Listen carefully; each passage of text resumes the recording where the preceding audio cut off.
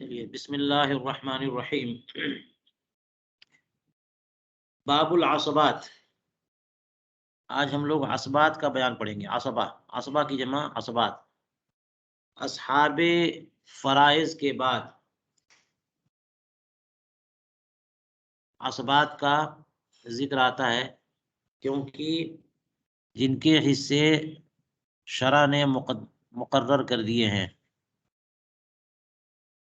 जिन्हें असहाबे फरूज या असहाबे फराइज कहते हैं, उनके बाद जिन लोगों को बाकी मादा कुल जायदाद दे दी जाती है, उन्हें असबात कहते हैं। अगर असहाबे फराइज ना हो तो असबात को पूरी जायदाद चली जाती है, और अगर वो हों तो उनको देने के बाद बाकी मादा पूरी जायदाद दे दी जाती है। इसलिए असबात जो है वो ज्यादा करीबी माने जाते हैं। और असबा असल में पट्टे को कहते हैं, एक ऐसे रिश्ते को जो दो चीजों को बड़ी मजबूती से जोड़े रखता है।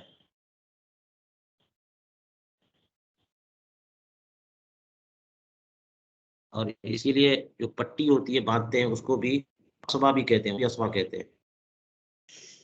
तो इंसान के जो पट्टे होते हैं वो मुख्तलिफ आज़ा को इंसान के जिस्म से जोड़े रखते हैं। इसी तौर पर असबा का लफ्ज़ इस्तेमाल किया जाता है बाप की तरफ से कराबतदारों के लिए। तो फरमाते हैं कि अल असबातुन नसबिय्या सलासतुन। नस्बी असबात 3 होते हैं। इससे पहले ये समझिए कि असबा की 2 किस्में हैं, असबा नसबी और असबा सबबी। असबा नसबी के नसबी ताल्लुक़ हैं। जो बंदा है उसका ताल्लुक मय्यत से नसबी है, बेटा है, पोता है, बाप, दादा है, भाई, भतीजे, नसब का ताल्लुक है। दूसरी उसूबत है जिसको कहते हैं उसूबत सबबिया, असब सबबी।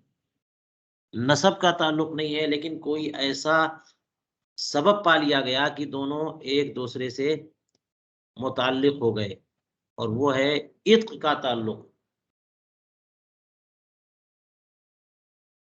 असब सबबी कौन होता है? जिसको कोई आज़ाद कर दे।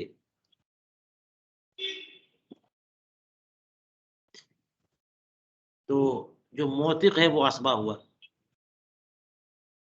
कोई किसी को आज़ाद कर दे, गुलाम को आज़ाद कर दे, तो जो मोतिक़ है, आज़ाद करने वाला, उसे विलायत इत्क़ हासिल होती है।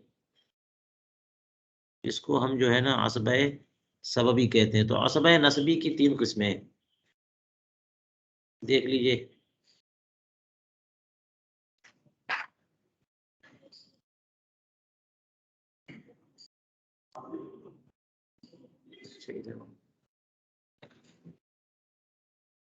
तीन जो किस्में हैं वो हैं असबा बिनफ्सिही, असबा बिगैरिही और असबा माल गैर। ये पहली किस्म है, असबा बिनफ्सिही। ये दूसरी किस्म है, असबा बिगैरिही। ये तीसरी किस्म है, असबा मा गैरिही। असबा बिगैरिही, असबा बिनफ्सिही वो है जो खुद ही मय्यत का असबा है। जैसे बेटा, मय्यत का बेटा है, किसी और की वजह से नहीं है, बीच में कोई और रिश्ता नहीं है, खुद ब खुद जो है ये, या किसी और ने इसको असबा नहीं बनाया, बेटा होने की वजह से ये असबा है। असबा बिगैरिही, कोई और उसे असबा बना दे। जैसे बेटी, बेटी असहाबे फराइज में आपने पढ़ लिया, अगर बेटी अकेली है तो आधा तरका जो है वो उसे जाता है, लेकिन एक से ज़ायद है तो 2/3 की मुस्तहिक होती है, तो ये हिस्सा मुकर्रर है इसके लिए। लेकिन अगर साथ में बेटा भी हो तो बेटा बेटी को असबाब बना देता है। बेटा बेटी को असबाब बनाया, तो बेटी असबाब कैसे हुई? बेटे ने बनाया। तो ये असबाब वो है जो किसी गैर की वजह से है, खुद से नहीं है। बेटा खुद ही असबाब होता है, बेटी बेटे की वजह से असबा होती है। और असबा मा गैर ही, इसका मतलब क्या? इसका मतलब ये हुआ कि जैसे असबा बगैर ही में होता है कि जो असबा है वो किसी और को असबा बनाए। जैसे बेटा है तो बेटा खुद असबा होता है, तो बेटी को जो जो उसकी बहन है उसको असबा बना देता है। लेकिन असबा मा गैरी का के लिए ये जरूरी नहीं है कि असबा हो तो दूसरे को बनाए असबा, बल्कि दूसरे के साथ रहने की वजह से ये असबा हो गया। इसकी मिसाल है बहन कि रसूल करीम अलैहिस्सलातु वस्सलाम ने इरशाद फरमाया कि इजअलुल अखवात मअल बनाती असबतन, कि बहनों को बेटियों के साथ असबा बनाओ। खुद बेटियां, अगर बेटा मौजूद नहीं है मय्यत का तो बेटियां असबा होंगी? नहीं होंगी, वो तो असहाबे फराइज में है। लेकिन बेटियां बहनों को, मय्यत की जो बहनें मौजूद है उन बहनों को असबा बना देंगी, बेटी जो है उनको असबा बना देगी। चलिए, इसको कहते हैं असबा मा गैरी। अब तीनों की तौज़ी ये फरमा रहे हैं मुसन्निफ, अम्मल असबतु बिनफ्सिही, असबा बिनफ्सिही कौन है?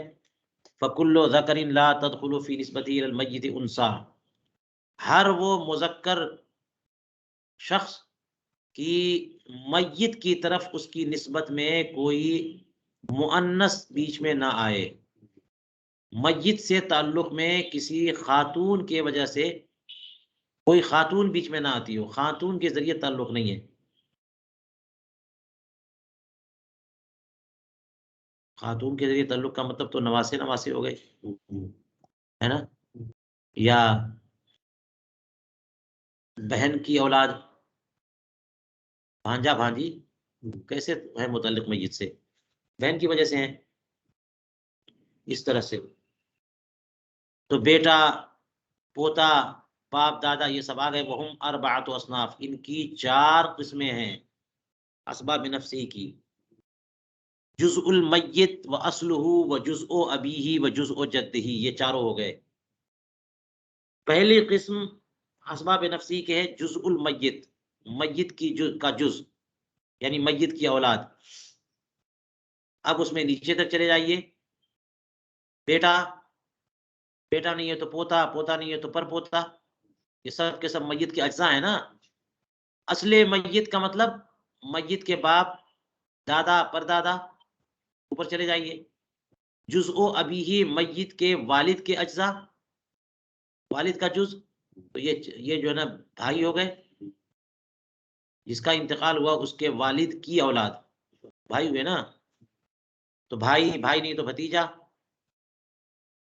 वो जुज़ओ जद्दिही, और मय्यित के दादा की का जुज़, और मय्यित के दादा की फरक, ये चचा हैं, चचेज़ाद भाई हैं, उसके बाद भतीजे। अल अक़रब फल अक़रब, इसमें तरतीब अक़रब फल अक़रब वाली चलेगी। जो ज़्यादा करीब है उसको तरजीह दी जाएगी, उसके बाद जो ज़्यादा करीब है उसको तरजीह दी जाएगी। लिहाज़ा फरमाते हैं युरज्जहून बिक़ुर्बि दरजा, दर्जा के क़ुर्ब के सबब इनको तरजीह दी जाएगी। तो क़ुर्ब दर्जा से मुराद क्या है देख लीजिए। आनी औलाहुम बिल मीराथ जुज़उल मय्यित ऐ अल बुनून सुम्मा बनुहुम व इन सफलू। फरमाते हैं कि हमारी मुराद ये है कि उनमें मीरास का ज़्यादा हक रखने वाला वो होगा जो मय्यित का जुज़ हो, और वो बेटे हैं, फिर उनके बेटे, और नीचे चले जाइए। तो दर्जा से क़ुर्ब, जैसे बेटा भी है, पोता भी है, परपोता भी है, तो करीबी दर्जा किसका है? बेटों का है। और पोते तो एक दर्जा नीचे हो गए ना, और परपोते और नीचे हो गए। तो किसी की औलाद भी मौजूद हो, पोते भी मौजूद हो, और परपोते भी मौजूद हो, तो करीब अल अक़रब, अक़रब कौन है? तो पोते महरूम हो जाएंगे। अल अक़रब फल अक़रब की तरतीब चलती है। क़ुर्बे दर्जा की बुनियाद पर इनको तरजीह दी जाती है। फिर मय्यित की अस्ल, मय्यित की अस्ल, और अस्ल से मुराद बाप है, सुम्मल जद, फिर दादा, ए अबुल अब व इन आला, और ऊपर जाइए परदादा, लकड़ दादा। सुम्मा जुज़उ अबीही, तीसरे नंबर पे है बाप के फुरूअ, बाप के अज्जा, जुज, यानी भाई, अल इख्वा सुम्मा बनुहुम, फिर भाइयों की औलाद, भतीजे, वो इन सफलू, अगरचे और नीचे चले जाइए आप, चले जाइए नीचे।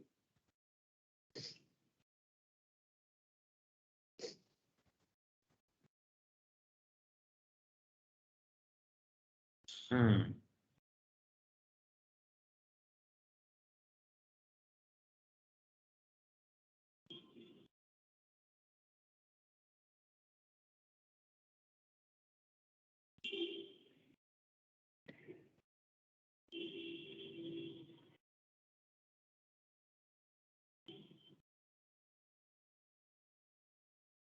तैतीस नंबर इधर है।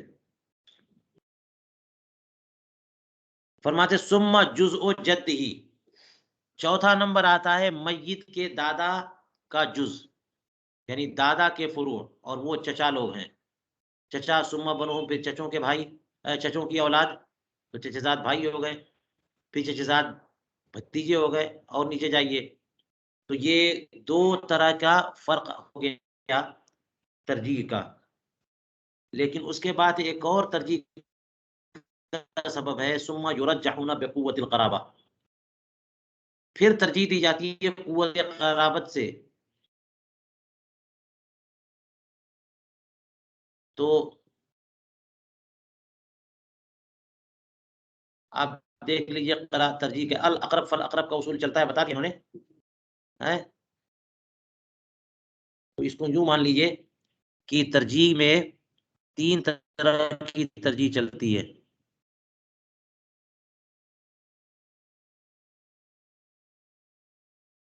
एक क्या है? क़ुर्बे दर्जा। दूसरी क्या है? क़ुर्बे जिहत। तीसरी क्या है? क़ुर्बे क़राबत, या इसको कह लीजिए क़ुव्वते क़राबत।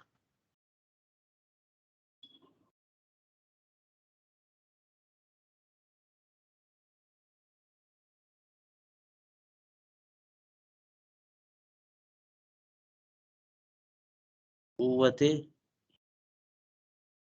क़राबत। क़ुर्बे दर्जा से मुराद मैंने बताया, जैसे बेटा है, पोता है, परपोता है, दर्जा किसका करीब है? बेटे का। तो बेटा भी मौजूद है, पोता भी मौजूद है, तो कौन हस्बा बनेगा? बेटा होगा, पोता नहीं होगा। कुर्बे जिहद से मुराद बेटा भी है, बाप भी है, भाई, और बाप की औलाद भी मौजूद है, भाई लोग, और दादा मौजूद है, दादा की औलाद। 4 तरह के हो गए ना। असबात में 4 किस्म के मुज़क्कर बयान किए ना, औलाद और आबा, यानी अबुल मय्यित, जिसको असलुल मय्यित कहा, फिर जुज़उल अब और जुज़उल जद फरमाया। तो ये 4 तरह के, उनमें जिहद किसकी करीब है? तो जिहद जो करीब है वो सबसे ज़्यादा बेटे की है, कि बेटा बाप से ही तो निकला है।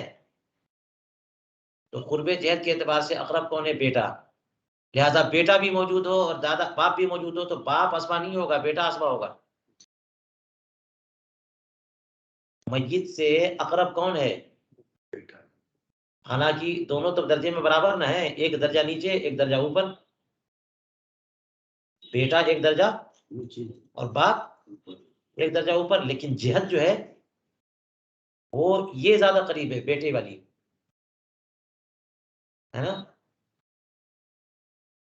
और इसी वजह से आप देख लीजिए कि बच्चों की किफालत बाप के जिम्मे आती है, लेकिन बाप की किफालत बच्चों के जिम्मे तब आती है जबकि बाप क्या हो? फकीर और मोहताज हो। बात समझ में आ रही है? बहुत सारी जिम्मेदारियां होती है। तो कुर्बे जिहद के एतबार से अगर आप देखिएगा तो औलाद पहले है, फिर बाप, और भाइयों पर बाप को तकद्दुम ज्यादा हासिल है। किसी का इंतकाल हुआ, उसके मौजूद, उसके भाई भी मौजूद है, अकरब कौन माना जाएगा? बाप माना जाएगा, क्योंकि भाई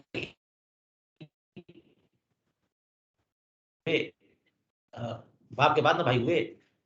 इसी तरह से भाई मौजूद हो, चचा मौजूद हो, और भाई, चचा भी मौजूद हो और भाई अपन मैयत से है, वो बाप की वजह से है, और चचा का जो ताल्लुक है मैयत से वो दादा की वजह से, तो दोबारा ताल्लुक हो गया ना। तो चचा भी मौजूद हो और भाई मौजूद हो तो भाई वारिस होंगे और चचा, तो ये कुर्बे जिहाद है। अब कुव्वत क़राबत देख लीजिए।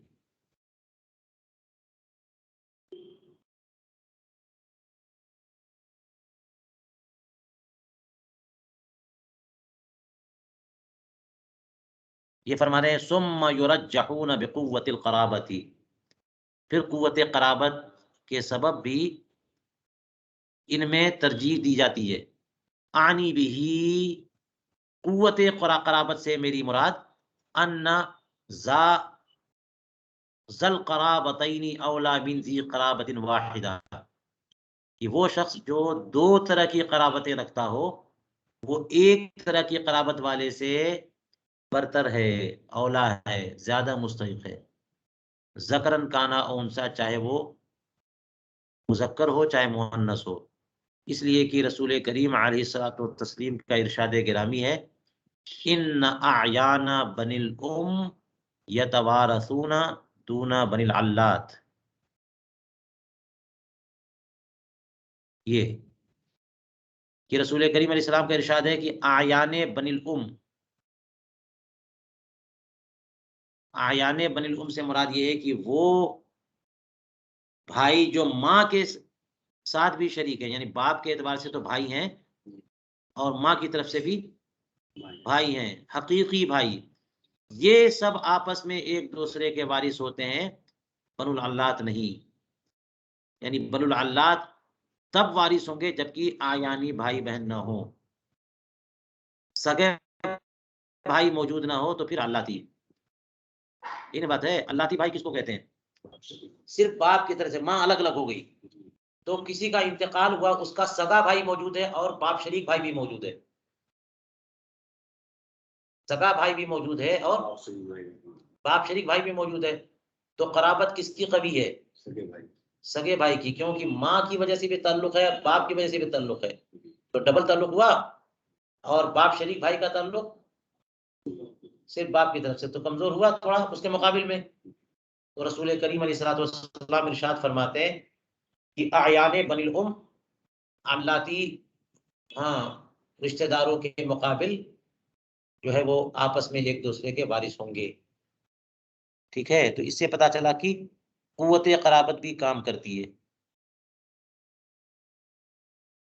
इसकी मिसाल देख लीजिए, फरमाते कल अख ले अब व अविल उख्त ले अब व इज़ा सारत असबतन मिनल बिन्त, जब सगा भाई तो मुतलकन वो भाई जो बाप और माँ दोनों तरफ से भाई है वो, या फिर सगी बहन जबकि बेटी के सबब जो है असबा हो जाए। आपने पढ़ लिया असबा माल गैर में, बेटी अगर होती है और बहन भी होती है तो बेटी बहन को क्या बना देती है? असबा बना देती है। तो सगी बहनें जबकि बेटी के सबब असबा हो जाएं, ये दोनों सगे भाई और नहीं पर तरजीते हैं, औला मिनल अखल अब वल उखल अब। तो सगा भाई अल्लाती भाई पर फौकियत रखता है, और सगी बहन अगर असबा हो जाए बेटी की वजह से तो वो भी अल्लाती बहन पर तरजीह रखती है। ठीक है, इसी तरह और देख लीजिए, व इब्नुल अखल अब व औला मिन इब्निल अखल अब, और इसी तरह से सगा भतीजा, अल अखल अब वो कौन हुआ? भाई ना, सगा भाई, उसकी औलाद तो सगा भतीजा हो गया। तो सगा भतीजा यानी सगे भाई की औलाद बाप शरीक भाई की औलाद से औला है, उन पर फौकियत रखते हैं, क्योंकि ताल्लुक डबल हो गया इसका, उसका सिंगल है, तो कुव्वत क़राबत हासिल हो गई। यही मामला और आगे चले जाइए, कहते हैं वकज़ालिकल हुक्मु फ़ी अमामिल मय्यित, यूं ही हुक्म चलेगा मय्यत के आमाम में भी, यानी हमारे वालिद के सगे जो भाई होंगे, तो हमारे सगे चचा हुए ना, और हमारे वालिद के अल्लाती भाई जो हुए, तो अल्लाती चचा हुए। तो चचा पे आता है ना जुज़ुल जद पे, तो उसमें भी अगर एक चचा वो हैं जो डबल क़राबत रखते हो, यानी सगे चचा हैं, उनको तरजीह हासिल होगी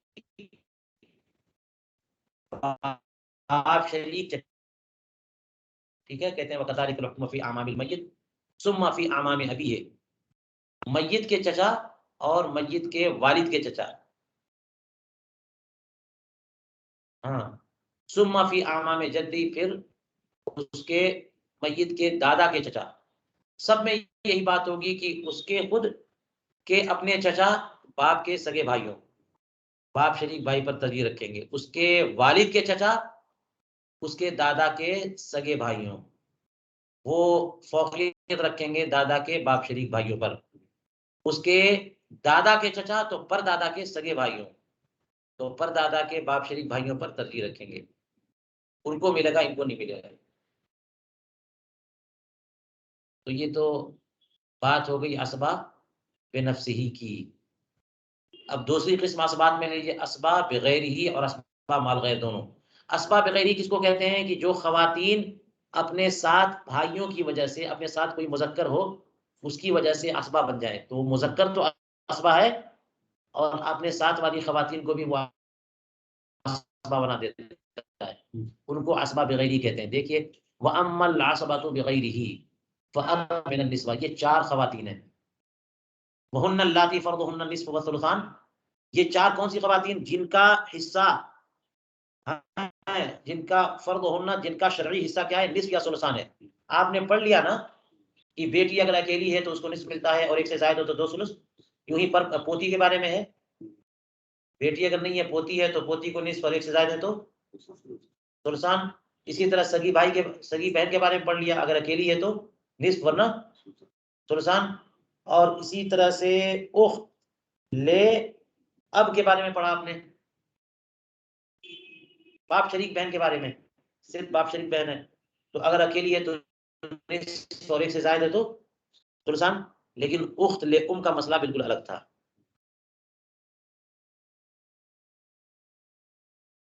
है ना? जो है कि अगर अकेली है तो सुदुस मिलेगा और एक से ज़ायद है तो फ़हुम शुरकाउ फ़ी सुलुस, तो इसको निकाल दीजिए आप। माशरी बहन बाहर है, तो 4 तरह की ख़वातीन हैं, अपने भाइयों की वजह से असबा बन जाती हैं। बेटियाँ होती हैं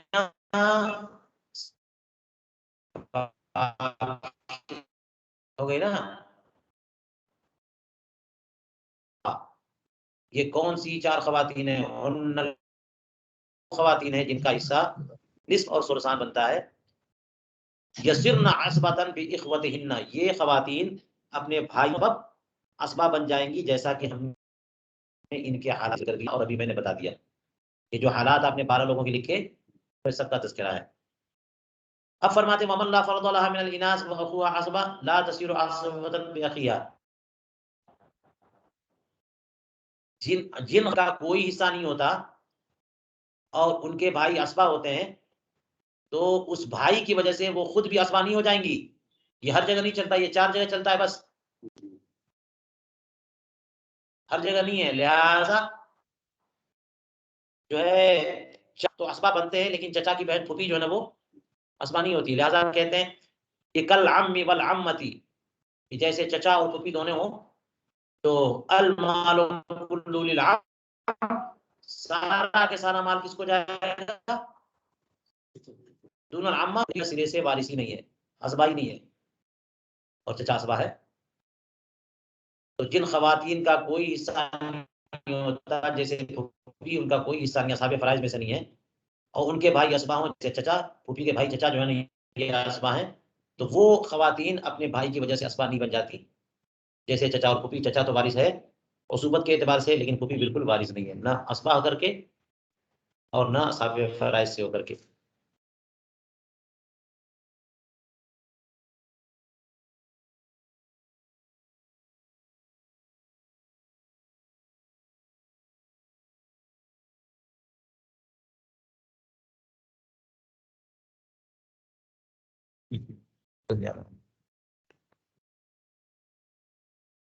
चलिए, अम्मल असबतु मा गैरी, असबा माल गैर किसको कहते हैं? फकुल्लु उनसा तसीरु असबतन मा उनसा उखरा, हर वो मुअन्नस जो दूसरी मुअन्नस के साथ, दूसरी मुअन्नस की मौजूदगी में असबा बन जाए। कल उख्त माल बिन्त, जैसे कि उख्त बिन्त के साथ, ये हमने इसका तज़किरा किया पहले कि क्यों बन जाती है हदीस पाक से। तो फरमाते हैं कि बेटी अगर मौजूद है तो बहन को असबा बना देगी। रसूल करीम अलैहिस्सलातु वस्सलाम ने इरशाद फरमाया, इजअलुल अखवात माल बनाते असबतन। तो ये कुल असबात की किस्में हो गई। असबा बिनफ्सिही, इनमें 4 हैं, और असबा बिगैर ही, इनमें 4 तरह की खवातीन हैं, और असबा माल गैर, ये जो है ना बहनें हैं जो बेटियों की मौजूदगी में असबा बन जाती हैं। फिर इन सब के बाद कहते हैं व आखिरुल असबाति मौलल इताका, मौलल इताका जो है वो सबसे आखिर में असबा होगा। और ये असबात नसबी तो है नहीं, इसी को असबा सबबी कहते हैं। मौलल इताका का मतलब कि जिस आका ने अपने गुलाम को आज़ाद किया उसे विलायत इत्क मिल जाती है, ठीक है, तो वो मौला है। लेकिन मौला कौन सा? मौलल आला जिसको कहते हैं, मालिक था, उसे विलायत इत्क मिल गई, वो मुअतिक है, वो मौलल अताका है। तो वो भी अगर वो आज़ाद करदा गुलाम जो आज़ाद हो चुका, वो अगर मर जाए और प्रॉपर्टी छोड़ के जाए, और उसके अपने उन चारों में से कोई ना हो, न उसकी उसकी औलाद में कोई हो, न उसके आबा में कोई हो, अजदाद में कोई हो, खानदान में कोई नहीं, तो मौलल अताका जो है ना वो वारिस होगा, जिसने उसे आज़ाद किया है। सुम्मा असबतुहु अला तरतीब अल्लज़ी ज़करना, फिर मौलल अताका के असबात, अगर मौला जो मोतिक था उसने आज़ाद किया था वो भी मौजूद नहीं है, तो फिर उनके वही असबात की तरतीब की, उनकी औलाद, उनके आबा, बाप की औलाद, दादा की औलाद, इस तरह से। लिक़ौलिही अलैहिस्सलातु वस्सलाम अल वला लुहमतुन कलुहमतिन नसब, वला भी एक लुहमा है जैसे नसब का लुहमा। लुहमा तो ताना को कहते हैं ना, कि कपड़ा का बाना आप डालते जाते हैं वो कपड़ा बनता जाता है, लेकिन ताना तो एक है ना जो पूरे कपड़े को जोड़ रहा है, एक ही धागा जो है ना वो पूरे आखिर तक चला गया है। तो वो वला भी एक ऐसा रिश्ता है जो नसब के रिश्ते की तरह है, नसब जैसे जोड़े रखता है, इसी तरह से वला भी उसे जोड़े रखता है। फरमाते हैं वला शै अलिल इनास मिन मुअतिक, ये मुअतिक जो होता है वो असबा बन जाता है अगर मुअतिक मौजूद नहीं है उसके। लेकिन क्या उसकी खवातीन भी असबा बन जाती हैं? फरमाया कि नहीं, वला शै लिन नास मिन वरसतिल मुअतिक, मुअतिक के वारिसों में से जो खवातीन हैं उनके लिए कोई विलायत नहीं है, कोई विरासत नहीं है। लिक़ौलिही अलैहिस्सलातु वस्सलाम, इसलिए कि रसूल करीम अलैहिस्सलातु वस्सलाम का इरशाद गिरामी है, लैसा लिन्निसाइ मिनल विला इल्ला मा अअतक़ना औ अअतक़ मन अअतक़ना, कि खवातीन के लिए विला से कुछ नहीं है सिवाय उनकी विला के जिनको ये लोग खुद आज़ाद करें।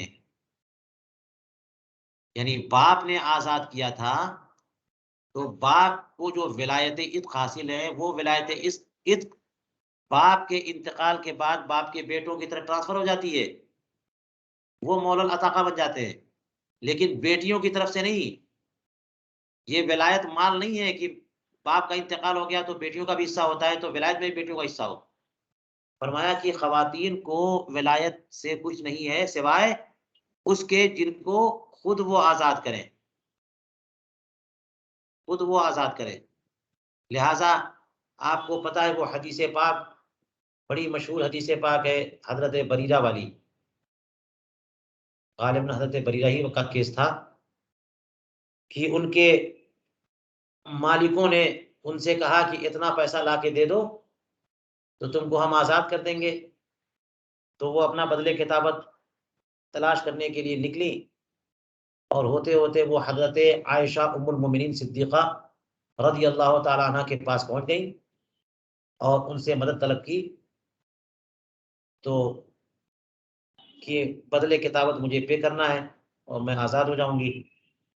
तो जब उन्होंने बात की, एक तो सियायत है कि चलो मेहनत करके कहीं से पैसे दे दें, अब ये कि कोई और इनकी कीमत अदा करेगा, जितने पर मुकातबत हुई है, तो वो खरीदार ना बन गया। तो बरीरा के मालिकों ने ये कैद लगा दी थी कि ठीक है, कोई भी खरीद करके कोई भी पैसा दे तुम्हारा, वो पैसा दे सकता है, लेकिन शर्त ये है कि विलायत हमें हासिल होगी, मोतिक हम माने जाएँगे। जनाब पैसा भी लेंगे और मोतिक भी बन जाएँगे। आज़ाद करें और बन जाएँ वली इताक़ा। उन्होंने क्या कहा कि पैसा लेके आओ और विलायत हमें हासिल होगी। तो हज़रत बरीरा ने ये कह दिया। उम्मुल मोमिनीन आयशा सिद्दीक़ा रज़ियल्लाहु तआला अन्हा राज़ी नहीं हुई, मैं खरीदूँगी और आज़ाद करूँगी और विलायत उनको मिलेगी। तो आपने कहा कि रसूल करीम अलैहिस्सलातु वस्सलाम से इसका तज़किरा करती हूँ। हुज़ूर करीम अलैहिस्सलातु वस्सलाम जब तशरीफ़ लाए, तो उन्होंने कहा कि देखिए, बरीरा के मालिकों का ये कहना है, बरीरा आई थी बदले किताबत हैं हासिल करने के लिए, तो मैंने ये कह दिया कि नहीं, मैं तो कीमत अदा कर दूँगी और विलायत मुझको मिलेगी। वो कह रहे हैं हमको मिलेगा, हमको विलायत मिलेगी। हज़रत रसूल करीम अलैहिस्सलातु वस्सलाम ने इरशाद फरमाया कि आयशा तुम उसकी कीमत अदा करो, विलायत इत्क़ उसको मिलती है जो आज़ाद करता है। और लोग ऐसी शर्तें क्यों लगाते हैं, जिसका जिन शर्तों का ज़िक्र कुरान और हदीस में नहीं है। उन्होंने बदले किताबत के हासिल करने के लिए भेजा और शर्त लगा दी कि विलायत इत्क़ हमें हासिल होगी, ये बात गलत है। विलायत इत्क़ शर्त लगाने से हमें नहीं मिलती है। जो बदले किताबत अदा करेगा, जो आज़ाद करेगा, उसे विलायत इत्क़ मिलेगी। रसूल करीम अलैहि सलाम ने यही फरमाया, तो हज़रत उम्मुल मोमिनीन ने उसकी कीमत अदा कर दी और विलायत इत्क़ मिल गई। तो जो खातून जिस गुलाम को या बांदी को आज़ाद करेंगी, उन खातून को मौला इताक़ा वाला हिस्सा मिलेगा। वो हो गए मौला। जो आज़ाद करेंगी वो मौलात है। बात समझ में आई? जो मौलल अताक़ा है उसकी बेटी है, तो बेटी होने की बुनियाद पर वो मौलल अताक़ा नहीं बन सकती, लेकिन जो खातून खुद आज़ाद करे, तो आज़ाद करने की बुनियाद पर उसे विलायत मिल जाएगी। ठीक है? तो चाहे तो खुद आज़ाद करे या आज़ाद करे उसको जो किसी और को आज़ाद करे। तो इस तौर पर दूसरे दर्जे में विलायत मिल गई। या फिर मुकातबत करे किसी से, या मुकातबत करे उससे जिसने फिर बाद में आज़ाद होने के बाद अपने गुलामों से मुकातबत किया। तो उनके जो बाद में मुकातबत किया और उन्होंने दे दिया, तो विलायत मुकातिब को मिली, उनके ज़रिए इसको मिली।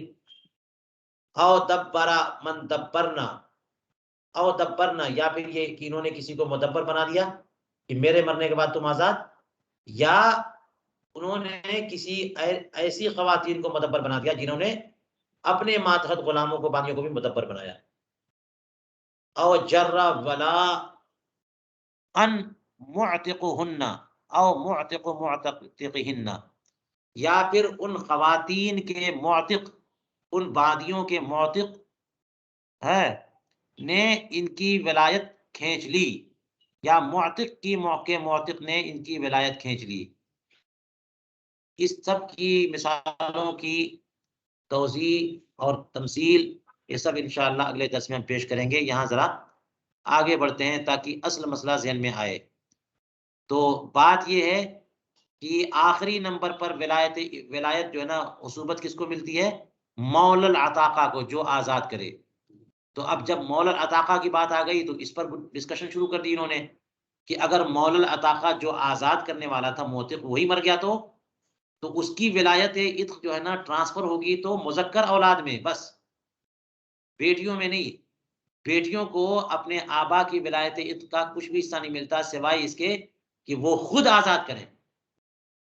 तो अब वो खुद जो है जो कुछ करेंगी, तो उनके अपने किरदार व अमल की बुनियाद पर कि उन्होंने किसी को नेमत से नवाज़ा है, अपने हाथों से नवाज़ा है, तो जिसको नवाज़ा है उनकी विलायत इत्क़ को मिलेगी और दूसरे दर्जे में, तीसरे दर्जे में मिल सकती है।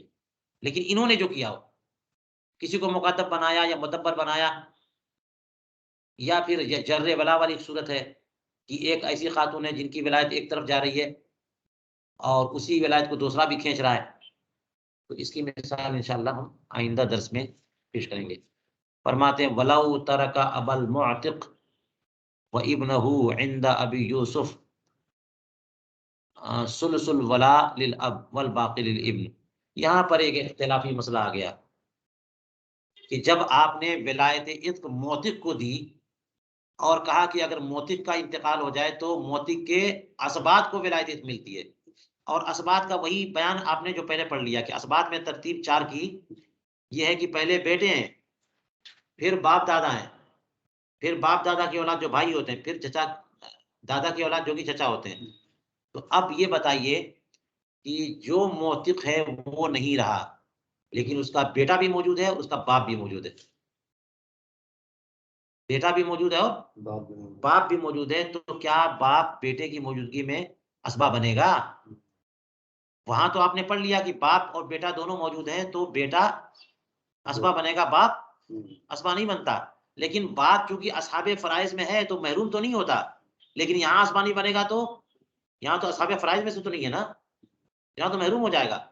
इसलिए मोतिक के का बाप भी मौजूद हो, मोतिक का बेटा भी मौजूद हो, तो करेंगे क्या? इसमें इख्तिलाफ हो गया। फरमाते वलाउ तरका अबल मोतिक, यानी मोतक ने मोतिक के वालिद को और मोतिक के बेटे को छोड़ा। मोतक का इंतकाल हो गया तो उसको जिसने आजाद किया था उनका भी पहले इंतकाल हो चुका था, लेकिन मोतिक के बाप भी मौजूद है और बेटा भी। तो इमाम अबू यूसुफ रहमहुल्लाह के नजदीक सुदुसुल वला लिल अब, वला का छठा हिस्सा बाप को जाएगा। ये उस पर कयास कर रहे हैं कि बेटे की मौजूदगी में बाप को कितना हिस्सा मिलता है? छठा हिस्सा मिलता है, असबा नहीं बनता। तो इसी तरह यहाँ बेटा चूंकि मौजूद है तो विलायत का, विरासत का नहीं, विलायत का छठा हिस्सा मिलेगा। वल बाकी लिल इब्न, और बाकी 6 में से 5 हिस्से जो है किसको जाएंगे? बेटे को जाएंगे। ये कौन फरमा रहा है? इमाम अबू यूसुफ। लेकिन इमाम मोहम्मद का इरशाद देखिए, इमाम अबू हनीफा का इरशाद देखिए। इमाम अबू हनीफा इमाम मोहम्मद रहमहुल्लाह फरमाते अल वला कुल्लुहु लिल इब्न, मोतिक का बाप भी मौजूद है, बेटा भी मौजूद है, तो उसूबत सिर्फ बाप को, बेटे को जाती है बस, बाप असबा नहीं होता। तो यहाँ भी वही बात है, पूरी की पूरी विलायत किसको मिल जाएगी? बेटे को। वला शै लिल अब, बाप का कुछ नहीं। लेकिन ये मामला उस वक्त है जबकि उस मय्यत ने अपने मोतिक के बाप और बेटे को छोड़ा, लेकिन बेटे और दादा को छोड़ा तो वलौ तरका इब्नल मुअतिक व जद्दहू, अगर मोतक ने अपने मोतिक के बेटे को छोड़ा और मोतिक के दादा को छोड़ा। अब यहाँ पर इख्तिलाफ नहीं है तरफ़ैन का और इमाम अबू यूसुफ का। फरमाते हैं फल वला कुल्लुहु लिल इब्न बिल इत्तिफाक, पूरी की पूरी विलायत जो है ना बेटे के लिए है और इस पर इत्तिफाक है। चलिए फरमाते वमम मलका ज़ा रहमिन महरमिन मिन्हु उतिक़ा अलैहि। एक बात ये भी ज़हन में रखना चाहिए कि जो किसी ज़ी रहम महरम का मालिक होता है वो ज़ू रहम महरम आज़ाद हो जाता है। वयकूनु वलाउहु लहू बिक़द्रिल मिल्क, उसको उसकी विलायत इत्क़ मिलती है मिल्कियत की मिक़दार से। इसका मतलब क्या हुआ? ये रसूल करीम अलैहिस्सलातु वस्सलाम का इरशाद गिरामी है कि कोई भी अपने खानदानी करीबी का वारिस हो जाएगा, जिसको ज़ू रहम महरम कहते हैं। उलुल अरहाम का अगर कोई वारिस होगा तो वो फौरन आज़ाद हो जाएगा। उतिक़ा अलैहि फरमाया। लिहाजा जैद का भाई गुलाम था, जैद आज़ाद है, जैद का भाई गुलाम है। और गुलाम कैसे बना कि चला गया जंग में और वो पकड़ा गया, कुफार ने उसे पकड़ लिया तो गुलाम बना लिया। अब वो बेचे जाने के लिए मार्केट में आया तो लोगों ने खरीद लिया, तो उन खरीदारों से जैद ने खरीद लिया, क्योंकि जैद का भाई बनता है वो, लाओ मेरे भाई को दे दो। तो जैद ने अपने भाई को खरीद लिया। तो जैसे ही खरीदेगा वैसे ही आजाद हो जाएगा, क्योंकि अपने क़राबतदारों पर मिल्कियत नहीं चलती। बाप बेटे को खरीद ले, बेटा बाप को खरीद ले, कोई भी तो आजाद। अब यहाँ पे बात ये चल रही है कि जो आजाद करता है उसे विलायत इल्म हासिल होती है ना। तो यहाँ पर जो खरीद रहा है अपने भाई को या अपने बेटे को, उसको विलायत इल्म मिलनी चाहिए। तो कहा हाँ मिलेगी, विलायत इल्म मिलेगी, और उसी शर्ह से मिलेगी जितनी हिस्से की मिल्कियत मालिक बना है उसने। पूरे भाई को खरीद लिया तो पूरी विलायत इल्म, और अगर दो भाइयों ने मिलकर खरीदा तो दोनों को विलायत बढ़ जाएगी। फरमाते वयकुनु वलाहु लहू, उसको उसकी विलायत मिलेगी बक़द्रिल मिल्क, मिल्कियत की मिक़दार, जितना मालिक हुआ उसी तरह। इसकी मिसाल देख लीजिए। फरमाते हैं जैसे कसला से बनाते लिल कुबरा सलासून दीनारन वज़िस सुग़रा 20 दीनारन फश्तरता अबाहुमा बिल 50 सुम्मा मातल अब व तरक शयअन फसुल्तान बैनहुमा अखलासन बिल फ़र्क़ वल बाक़ी बैन मुश्तरियतिल मुश्तरियतिल अब अख़मासन बिल वला सलासतु अख़मासिही लिल कुबरा व ख़ुम्साहु लिस सुग़रा व तसिह मिन 45।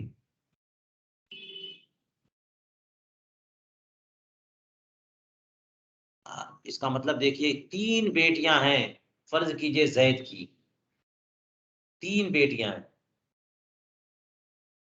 और जैद की जो 3 बेटियां हैं, तीनों बेटियां सुग़रा, कुबरा और वुस्ता मान लीजिए। ये सब के सब, इनमें सुग़रा और कुबरा जो है ना, ये थोड़ा सा मालदार है, और वुस्ता बेचारी बड़ी गरीब है, फकीरा है, कुछ पैसा नहीं उसके पास। तो इनका बाप जो है वो मैदान जंग में गया और कैप्चर कर लिया गया, गुलाम बना लिया गया। अब वो बेचा गया तो इन 3 बहनों में से 2 बहनों ने उस बाप को खरीदा, 2 बहनों ने खरीदा। तो कहते हैं जैसे 3 बेटियां लिल कुबरा सलासून, बड़ी वाली बेटी ने 30 दिरहम लगाए, 30 दिनार लगाए, वलिस सुग़रा 20 दीनारन, और छोटी वाली ने 20 दिनार लगाए। फश्तरता अबाहुमा बिल 50, इन दोनों बहनों ने मिल करके अपने बाप को कितने में खरीद लिया, और खरीद करके गुलाम बनाने के लिए नहीं, बेटियां अपने बाप को खरीद रही हैं। खरीदा किस लिए कि मेरे बाप जो है ना मजीद गुलाम ना रहे, आजाद करने के लिए। तो बड़ी बेटी ने 30 दिनार लगाए, और छोटी वाली बेटी ने 20 दिनार, 50 दिनार में वो बाप बेचा जा रहा था, 50 में इन दोनों ने मिलकर खरीद लिया। इसका मतलब जो दरमियानी वाली बेटी थी उसके पास पैसे नहीं थे, या किसी वजह से उसने उसमें हिस्सा ही नहीं लिया। सुम्मा मातल अब, फिर वालिद का इंतकाल हो गया, व तरक शयअन, और वालिद ने कुछ तरका छोड़ा। तो फरमाते कि फसुल्तान बैनहुन्ना असलासन बिल फर्द, तो अब जो इनका हिस्सा बनेगा वो सुल्सान न बनेगा, और कैसे बनेगा, असलासन 3 हिस्से में करके, बिल फर्ज, वो फर्ज वाला हिस्सा, असहाबे फराइज वाला। क्योंकि 3 बेटियां हो गई हैं, तो असहाबे फराइज में पढ़ा आपने कि अगर एक बेटी हो तो निस्फ और जायद हो तो सुल्सान, तो सुल्सान इनको मिल जाएगा, और सुल्सान जो मिलेगा वो सब तीनों बराबर बराबर बांट लेंगी। लेकिन उनमें अभी एक बचा है ना,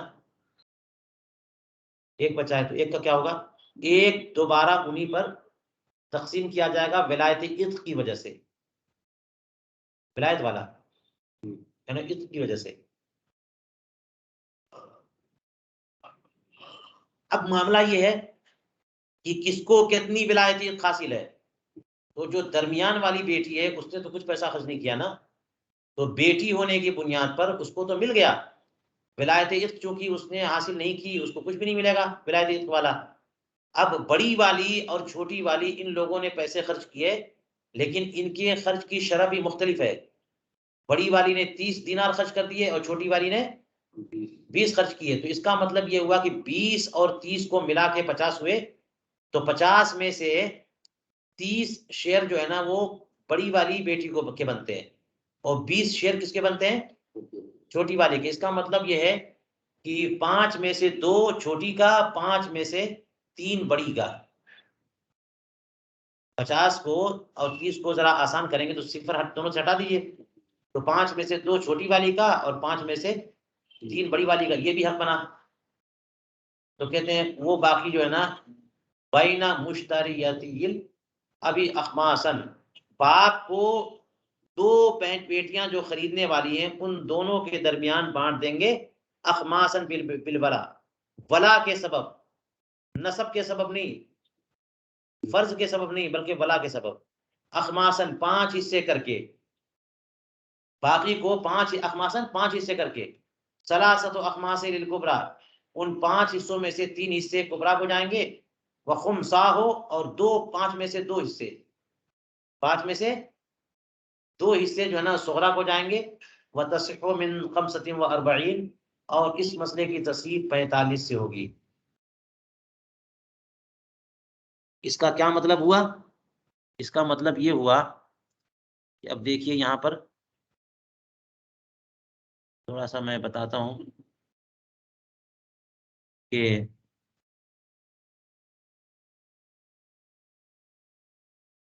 सुगरा,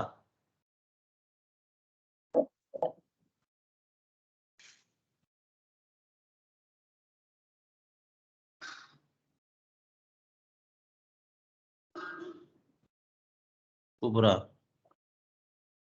और ये वुस्ता, इन तीनों के बाप हैं, उनका इंतकाल हुआ, तो और कोई इनका वारिस नहीं है, और कोई भी इनका वारिस नहीं है, तो इनको कितना मिलेगा? 2 सुलुस ना। तो इन तीनों का हो गया 2 हिस्सा, 3 में से, और फिर एक बच भी जाएगा, ठीक है।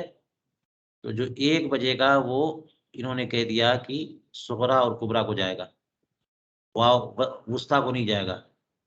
लेकिन 3 में से 2, सुलसान 2 हुए ना, 3 में से 2 सुगरा और कुबरा और वुस्ता तीनों को जाएगा ना, बेटी होने की वजह से तीनों को जाएगा। लेकिन जो 3 में से 2 तो चला गया बेटी होने की वजह से, एक बच गया, तो ये जो एक बचा है असबा को जाता है ना, और कोई असबा है नहीं इनका, मगर इनमें से 2 ऐसी हैं जिन्होंने अपने बाप को खरीदा है, तो उनको विलायत इत्क तो हासिल है। तो विलायत इत्क की बुनियाद पर एक फिर दोबारा किसको किसको जाएगा? सुगरा और कुबरा को। तो ये हिस्सा बटेगा कैसे, है ना? ये हिस्सा बटेगा कैसे? तो अब कहते हैं कि पहले ये बांटने का भी तो आगे बताएंगे, लेकिन मैं फिलहाल बांट के बता देता हूँ, तरकीब हम सीखेंगे बाद में। तो 2 जो है सुगरा कुबरा वुस्ता, 3 बंदियां हैं, और 2 उनको बांटना है। तो इन दोनों में ये किया जाता है कि देखते हैं कि 2 जो हिस्सा मिल रहा है और उनकी तादाद 3 है, बराबर नहीं जा सकता, तो उनकी तादाद को ज़हन में ले लेते हैं, वो है 3। और इस तरह से फिर एक जो बचा है, इनको जब बाँटेंगे सुगरा और कुबरा में, तो इनकी तादाद तो 2 हो गई। बात समझ में आई? इनकी तादाद 2 है, तो इस 2 को ले लेंगे। जब 2 को ले लेंगे तो 2 को और इधर 3 थे, तो 2 और 3 5 हो गए, जोड़ लेंगे। तो अब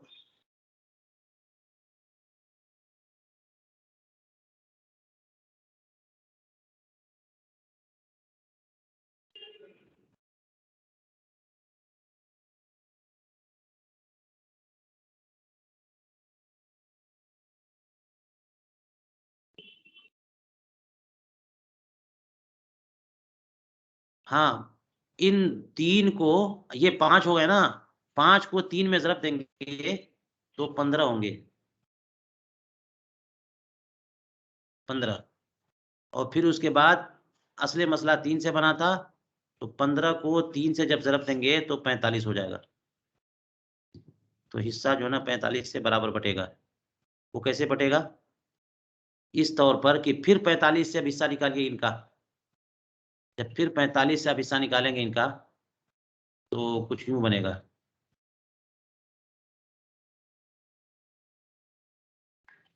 45 में से 2 तिहाई कितना हुआ? 45 को अगर 3 जगह बाँटेंगे, तो 15, 15, 15, 15 तिहाई 45, तो 15, 15, 30, ये बनेगा 30।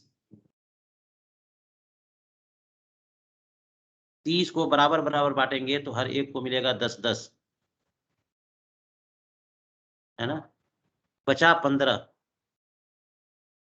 जो 15 बचा हुआ है वो जाएगा विलायत इत्क की बुनियाद पर सुगरा और कुबरा के पास। लेकिन जाएगा कैसे? का सलासतु अखमा से ही, 5 में से 3 जाएगा किसके पास? जिसने वो कुबरा बीच वाली है, और उसमें से 2 जाएगा सुगरा के पास जिसने 20 दिया है। तो 15 को अब 5 हिस्से में तकसीम कीजिए तो 3-3 बने हर एक के, 3-3 हिस्से। तो उन 3 में से 3 सलासतु अखमा से ही, तो 3 में से 3 कितने? 3 में से 3 को 3 बार जाएंगे तो 9 हुए, तो 9 चले जाएंगे कुबरा के पास, और 3 को डबल करिए, हाँ खुमसा हो 6, तो 6 चले जाएंगे सुगरा के पास। तो सुगरा के हो गए 10 6 16, और कुबरा के हो गए 10 9 19, और वुस्ता जो है वो विलायत इत्क की बुनियाद पे कुछ भी नहीं मिलेगा, सिर्फ 10 मिलेगा। तो 19 और 16 कितने हो गए टोटल? 35, और 10 उसमें मिला लीजिए, 45 पूरे हो गए।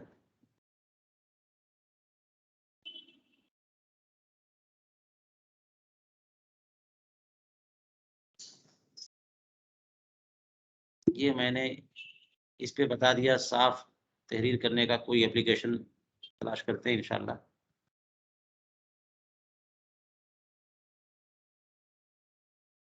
इसी पर आज का दर्स हम रोकते हैं।